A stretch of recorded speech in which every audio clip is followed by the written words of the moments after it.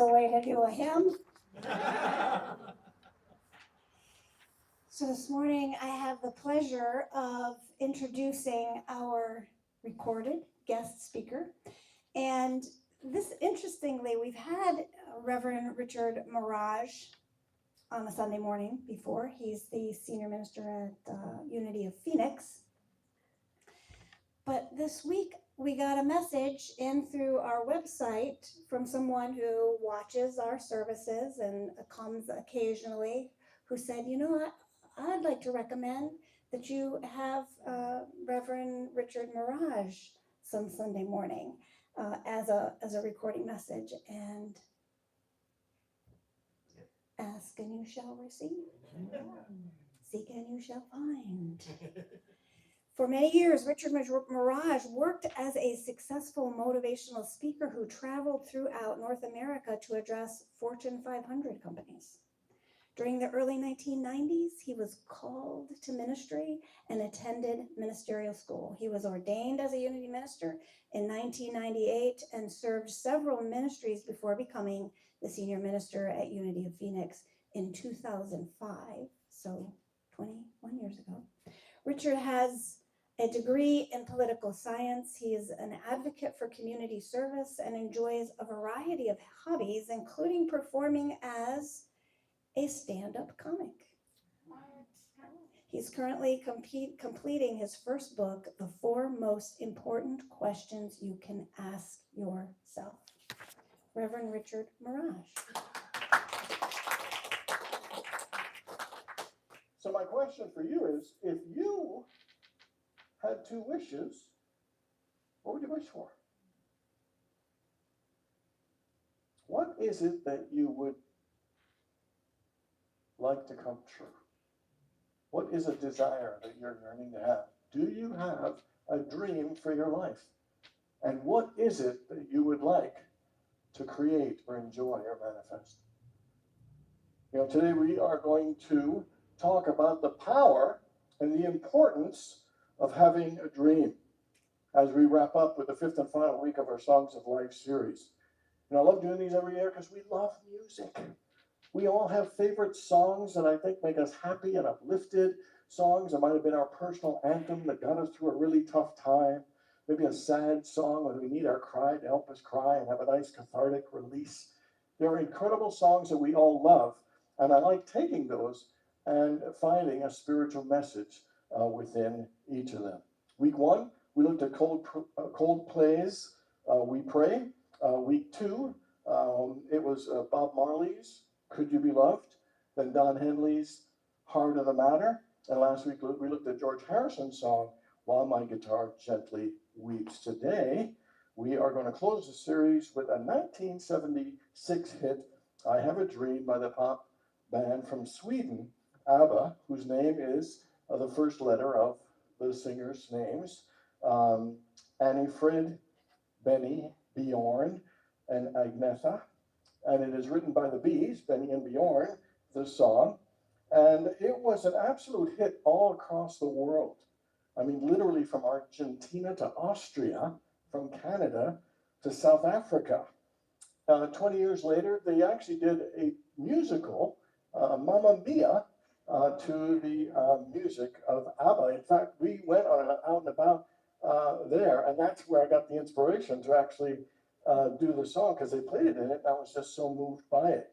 Something interesting to learn was the song was actually inspired by the 1960 civil rights movement, and specifically Dr. Martin Luther King's speech, I Have a Dream. So that is where they got the title, I Have a Dream.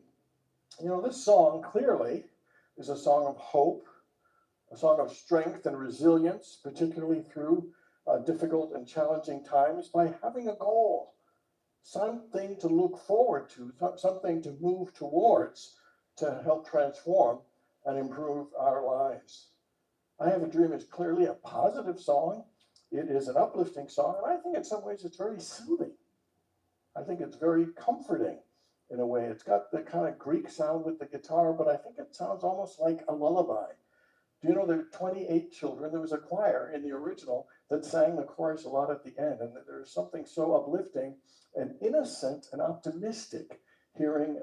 You know, this song really touches on a universal theme, a truth, and that is that everyone wants a better life. Everyone wants to move to something greater, something better. The Dalai Lama says, from the time we are born to our death, every human being consciously seeks to be happy and to not suffer. Every one of us wants to be happy. Every one of us does not want to experience pain. And that desire for what is a happier life varies. For some of us, it's inner peace. For some of us, it might be employment or a financial situation. You know, maybe it is finding a sense of purpose or meaning in our lives. Maybe it's for friendship. Maybe it's companionship. Maybe it's for true love. Maybe it's for healing for ourselves or healing for someone that we love. You know, stated clearly or not, every one of us has a dream. Every one of us has a desire for a better life in some form. So this morning, we're going to look at the 4 spiritual lessons inspired by the song I Have a Dream. And the first lesson, I believe, is about the power of our imagination. The song begins, I have a dream, a song to sing, to help me cope with anything. You know, Albert Einstein spoke about the importance and the power of our imagination when he said, imagination is the preview of life's coming attractions. But it is our imagination and seeing something ahead that we attract and create in our lives. He also said imagination is more powerful than knowledge. And the reason, and knowledge is there's a lot of knowledge. But knowledge is what is. And imagination is what could be. And that there are unlimited possibilities of all the things that could be.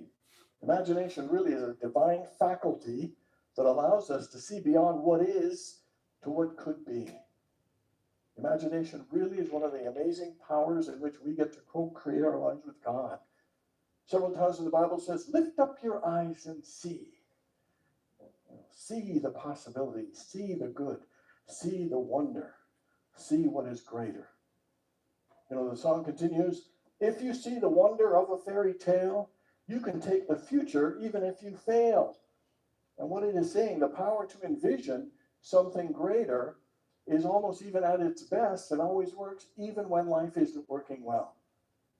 Even if you feel stuck, even if you feel lost, even if you feel like life isn't clicking or you're feeling a bit down, we have the ability to use the power of our imagination to lift up our eyes to some higher possibility than what is currently going on. You know, the fact is, if we see that the results in our lives aren't going the way we want, we literally can use this powerful tool and ability to see and dream to imagine something greater. To not only help us deal and cope with what's going on now, but to move our lives forward to something better. You know, in Unity, we like to say, to set it right, you got to see it right. You got to use your imagination. You got to see the potential in your spiritual eye. In many ways, I think imagination is an absolute superpower that God has given us. Think about how important imagination is and how it influences all areas of our lives. Our imaginations really helps enhance our creativity. Our imagination helps us problem solve. It helps us build confidence. It helps us with cognitive development and emotional resilience. It helps us with social skills and memory. And of course, seeing and developing a vision and moving towards our dream. You know, there are so many ways that our imaginations are used. You know, athletes use imagination. Basketball players use their imagination to visualize the ball going in. Golfers visualize for the putt to be sunk. You know, baseball players for the ball to be knocked out of the park. I think we've all heard about Jim Carrey and how he visualized greatness even before he became successful and such a known name. But the important thing here to remember is, as great as imagination is, we got to be careful of it. Because sometimes we can use our imagination in negative ways that bring us down. How many people ever use your imagination and you imagine the worst case scenario? You Anybody ever do that? You ever make a problem, like a mountain out of a molehill, make the problem so much bigger? You know, like almost getting to a place where we start awfulizing. We think the sky's falling and we're just making it up in our own heads. I think they call it catastrophizing. Or I call it awfulizing. You know, and sometimes we end up thinking and dwelling on the negative. The very thing we don't want, we use the creative power of imagination, and we end up attracting and getting more of what we don't want by misusing or not appropriately using the power of our imagination. So my question for you is, how well are you using your imagination? What are the ways that you are using your imagination in a negative way to attract more of the things you don't want? And how could you use your imagination in a more positive way to create a better life? So I want you to think of an area that's maybe not clicking exactly the way you'd want. And ask yourself the question, how can I use my imagination to see something greater? To see a better possibility? To see something that will work in more harmony, to bring me more peace and more love and more joy. You know, what are you willing to, vision are you willing to hold in your head and to allow it to lead you and guide you and call you to something greater and better? I love the power of the words in the book of Proverbs, chapter 29, verse 18, that says, where there is no vision, the people perish. And what it's saying is when you don't have an idea of where you want to advance and move your life towards, when it says the people perish, you know what perishes? Our creativity, our joy, our motivation, our enthusiasm. When we have something to move towards, it's a channel for our creative energies and our spiritual powers to be utilized in a focused way. And when we don't have one or have one going in the other direction, it perishes our energy and excitement, our motivation, and our joy. I truly believe having a vision, having a dream is a spiritual responsibility and a spiritual directive that we have been given. Let me read you the line again. It says, where there is no vision, the people perish, but he that keepeth the law, happy is he.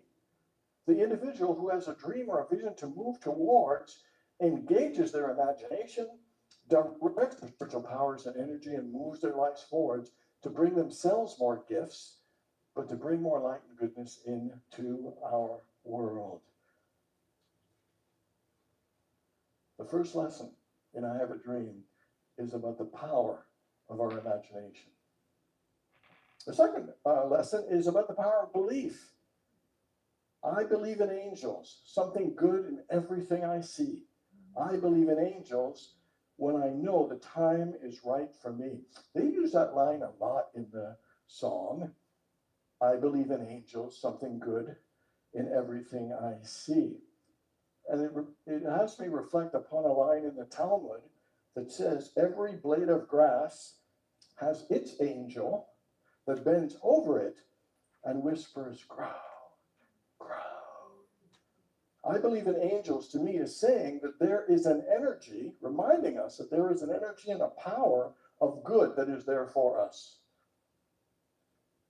I believe in angels, to me, is about an awareness and a connection to that divine love, to that spiritual intelligence and power that supports every aspect of our lives and our being. As we believe, we are able to see good in everything. The more we believe in that connection, that awareness of that spirit and presence, the more we see good in all things and all situations. You know, Jesus said, all things are possible to those who believe. He also said, whatever you ask in prayer, believe that you have received it and it will be yours. So clearly, there is a power in believing. And so the question is, how do we improve? How do we build? How do we strengthen our belief? Well, it's simple and it's important, and that is to consistently and regularly unify our mind with the mind and the allness and the goodness of God.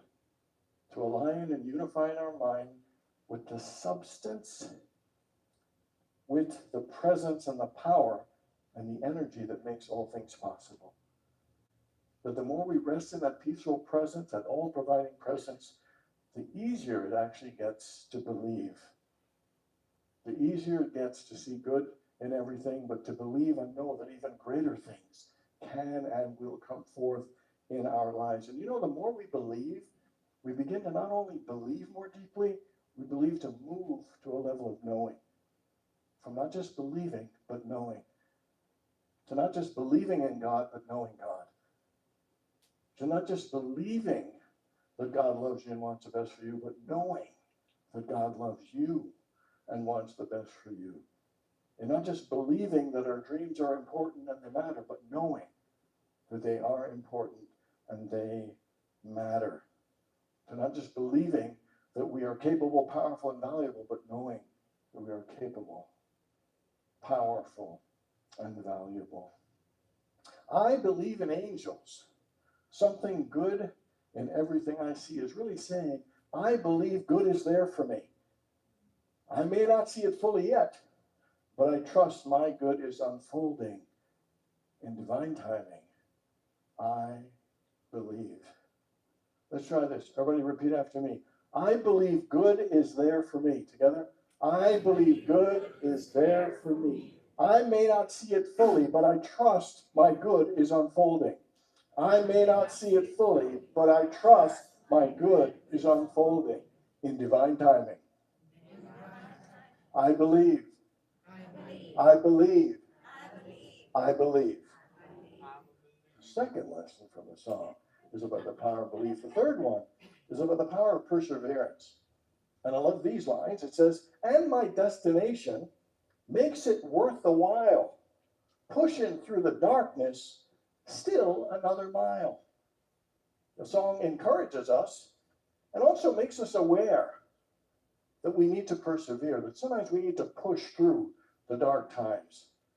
That sometimes we need to keep going and realize it's still a mile away, but we need to keep going. To reach our goals, it takes our effort, it takes our work, and it's not easy. You know, ever had a time where you're working really hard and feeling like you're getting no progress, you're not making any advancements whatsoever? We all have those moments where it feels difficult, and we need to keep going. We need to keep going because all success, all achieving, all changing and improving is hard work. And it takes work, it takes effort, it takes time, it takes patience, and it takes perseverance. My two favorite quotes on perseverance are, first one is Winston Churchill. He says, if you're going through hell, keep going. He said you got to keep pushing through the adversity. Don't stop and pitch a tent. Keep moving through it. Don't stop, don't give up, just keep pressing on, pressing on. And then the second quote, someone said, faith can move mountains, but don't be surprised if God hands you a shovel. You know, you can pray and have great faith, but guess what? You got to do some digging. You got to do some work to have the breakthroughs that we are seeking. You know, J.K. Rowling was rejected by 12 publishers before Harry Potter became a global phenomenon. And I love her quote. She says, rock bottom became the solid foundation upon which I rebuilt my life. So she had to persevere. 12 publishers turning her down. I'm sure that level of rejection was not fun and it was not easy, but she knew her desire was worthwhile. She knew she could push through the darkness and still hang in there another mile. The book of James, chapter 1, verse 2 to 5. Powerful words when it says, consider it pure joy, my brothers and sisters, whenever you face trials of many kinds, because the testing of your faith produces perseverance. Let perseverance finish its work in you so that you may be whole, complete, and lacking in nothing. And I love it goes on. It says, if any of you lacks wisdom, you should ask God, who gives generously to all without finding fault, and it will be given to you. Two things this says. You got to persevere, you got to persevere, you got to persevere. Great things are happening in us as we persevere through our goals. It's not just about creating the goals, it's who we are creating and allowing ourselves to become. But I love when it says, persevere, but ask God for help. that seek the guidance. You're not in this alone. You've got the support. Tap into that support as you are persevering. You know, the message in the power of perseverance is to realize that all the challenges we face in life are testing us, they're strengthening us, they're growing us, they're awakening and expanding us into the fullness of who we came here to be, who we are meant to be, and the things that we are meant to do. Book of Galatians chapter 6 verse 9 says, "Let us not grow weary in doing good, for in due season we shall reap if we do not give up." And if we want success, if we want happiness, we want greatness, we want a better life, we got to keep working. We must persevere. And then the fourth and final lesson from the song to me is about the power of transformation. Another line that gets used a lot. I'll cross the stream, I have a dream. Many, many times. I cross the stream, I have a dream. And to me, the stream represents the flow of consciousness. And the crossing from our old mindset, our old limiting thoughts and patterns, into an expanded awareness of greater good and greater truths. Michael Beckwith said, you can have anything you want in life, but first, you must become it in spirit. So it's not about the outer changing, it's the inner changing, and it is about expanding our consciousness and our awareness. How many people have heard of Josh Watskin? Okay, let me tell you about him. He was a chess champion, national and international chess champion. He was the person that was the focal point of searching for Bobby Fischer. Remember that movie many years ago? He would achieve so much in chess, and at 21, he decided to study martial arts, a new area. And he studied Tai Chi Chuan, which I don't know what it is, but it took him time, and there were injuries, there were all kinds of stuff that he went through, but he ended up winning 2 world championships. He said, the best thing that happened to me was losing my first national championship, the chess. He said it helped me avoid the pitfalls of thinking I was the smartest, or I was special, or better than anyone. I didn't have to work as hard. So he realized that losing humbled him, but it awakened him to a greater truth. He realized that it's our mindset that is the most important thing, not just the hard work we do and the focus and the perseverance, but the mindset behind what we do that actually influences us rising above. He said the moment we believe that success is determined by an ingrained level of ability, we become brittle in the face of adversity. And what he's saying is we all have the potential to grow, to improve, to change, to advance, to progress. I'm sure some of you, and I think I've mentioned it in some other talks, talked about the work of Carol Dweck. She's the one that came up with the concepts of a fixed mindset and a growth mindset. And a fixed mindset believes that this is as smart as I am.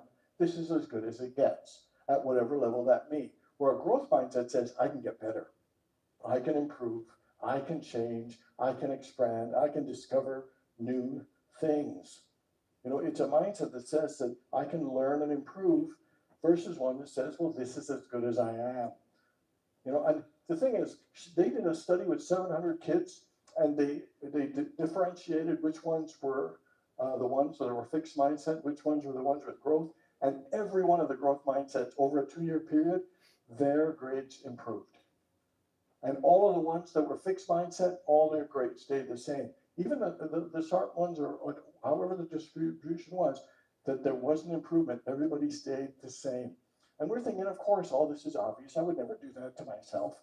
But how often have you ever said, like, you know, I'm really not good at math. This is as good as it'll get. Or I really don't have a sense of direction. I really don't have a good memory. I'm not really very organized spatially. We say all these things, and that's a fixed mindset.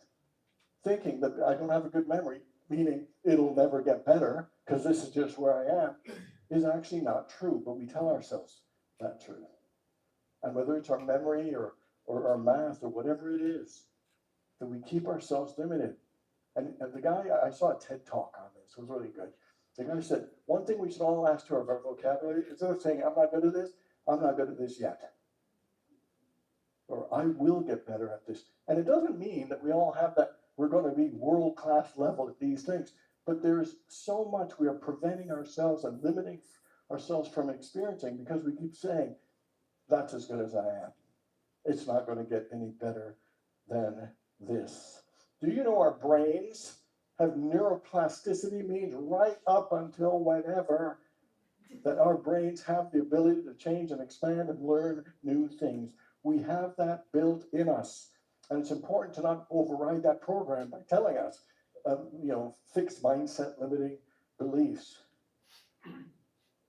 Jesus, in Luke 2, verse 52, it says, Jesus grew in wisdom and stature. Now, Jesus wasn't just born with all that in him. It says Jesus grew in wisdom and stature, which means Jesus had a growth mindset. He advanced, he expanded.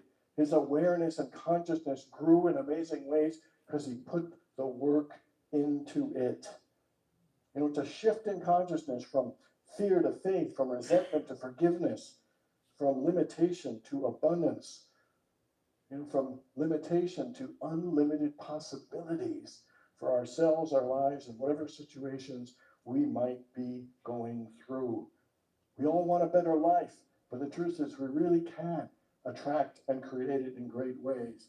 Kind of reminds me of this guy, this government employee who's sitting in his office. He's so bored, he's got nothing to do. He starts fiddling around in this filing cabinet, finds this old brass lamp, rubs it, and he gets 3 wishes. And he says, my first wish is I want a nice ice cold beer. Poof, he gets his ice cold beer, puts his feet up on the desk, and then he starts thinking, he said, okay, my second wish is I want to be on an island with beautiful women who all desire me. Poof, he's on this island, gorgeous women fawning all over him. And then his third wish, he says, I wish I never had to work another day in my life. And poof, he gets back in his office. And all right. The point of telling that old bad joke was this, is that we do not need a genie for our lives to get better. That we have all the tools that we need. And the song reveals 4 of those powerful spiritual tools, and that is the power of our imagination, to see beyond what is to what could be, and to utilize it to move towards and make our lives better. Secondly, the power of belief. All things are possible, but do you believe? Do you believe? And then the third is to persevere. Life is tough. It takes work. There'll be roadblocks and obstacles and challenges. The question is, are you willing to hang it in there and keep pushing, advancing, and moving forward? And finally, are you willing to use the power of transformation, to have a growth mindset, to transform your consciousness? These are the 4 lessons, and these 4 lessons to me tell us a powerful message, and that is a better life awaits us all if we're willing to do the work. And that is the message from the song, I Have a Dream. God bless you all.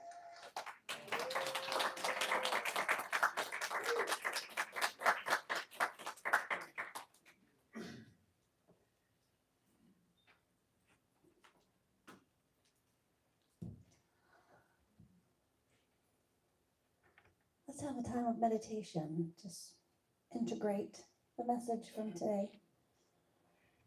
So if you take a few deep breaths, if that's comfortable for you, as a way of inviting your body once again to relax and to turn away from the outer, seeing with the eyes, and turning within to see with your inner vision, to hear with your inner ear the divine wisdom that is yours and that was woven so beautifully throughout that whole message today. What a gift. With the ultimate message being the power that you have and that you are to dream and to bring about your good.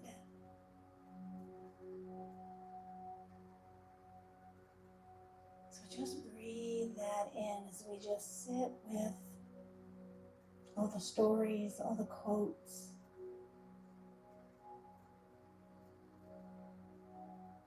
all of that divine guidance. It's ours. There's really nothing new there, just said in a new way. It's the voice for God. The voice with the capital V, and it is within you, that voice. Listen, listen.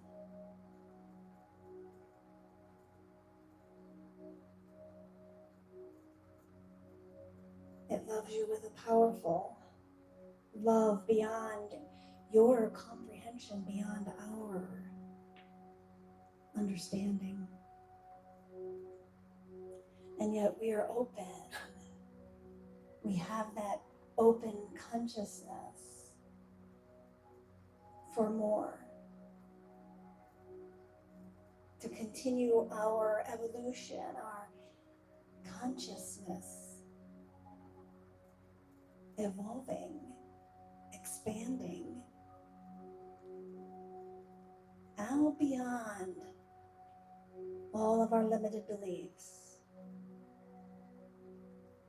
We take ourselves now and we take one another, and by default, the world goes with us.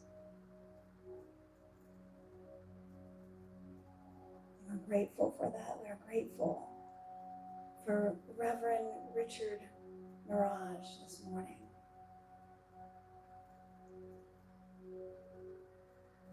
And his gifts of humor and wisdom. So grateful to take that now, to place it in our hearts, to carry it with us into this day, into the coming days. It's now part of us. And even now we see ourselves growing, pushing through